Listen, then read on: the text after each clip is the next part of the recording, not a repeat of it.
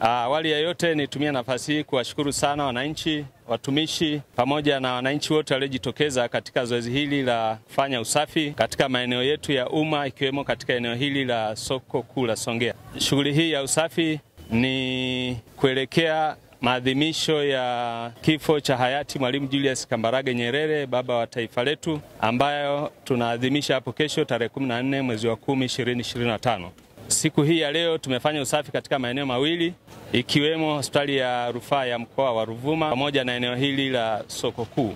Tunawashukuru sana wananchi, wamejitokeza kwa wingi katika kufanya usafi, na tuombe hii ndio iwe mwendelezo wa utamaduni wetu wa kufanya usafi katika maeneo yetu ya umma, lakini pamoja na maeneo ya makazi. Siku ya kesho tarehe 14 mwezi wa 10 ni kumbukizi ya kifo cha baba wa taifa hayati Mwalimu Julius Kambarage Nyerere, ambayo kitaifa inafanyika katika mkoa wa Mbeya ikienda sambamba na uzimwaji wa mwenge wa uhuru.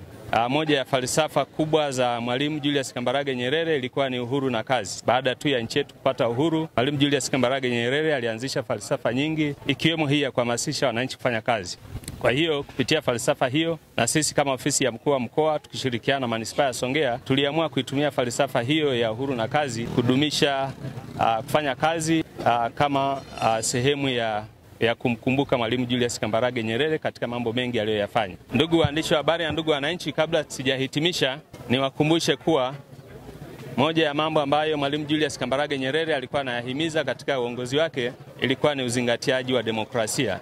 Na kama ambavyo mtakumbuka, mwaka huu nchi yetu inaenda kufanya uchaguzi mkuu ambao utafanyika tarehe 29 Oktoba, na niwaombe sasa katika kumwenzi Mwalimu hayati Julius Kambarage Nyerere tutumie nafasi hiyo kujitokeza kwa wingi kwenda kutumia haki yetu ya kidemokrasia ya kuchagua viongozi. Tarehe 29 wote tujitokeze kwa wingi kwa ajili ya kwenda kushiriki kuchagua viongozi wa ngazi mbalimbali. Lakini sambamba na hilo, leo tutafanya shughuli ya kupima afya za wananchi bure, ikiwa ni moja ya shughuli ambayo inamuenzi baba wa taifa. Hivyo leo tumeungana pamoja na wananchi kama ambavyo yanaonekana, tumefanya usafi kwenye lengo la kuondoa magonjwa.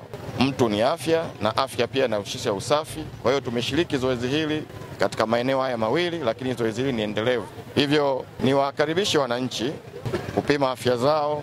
Zoezi leo ni bure, linaanza leo hapa maeneo ya soko kuu, lakini litaendelea kesho pia katika viwanja vya Majimaji.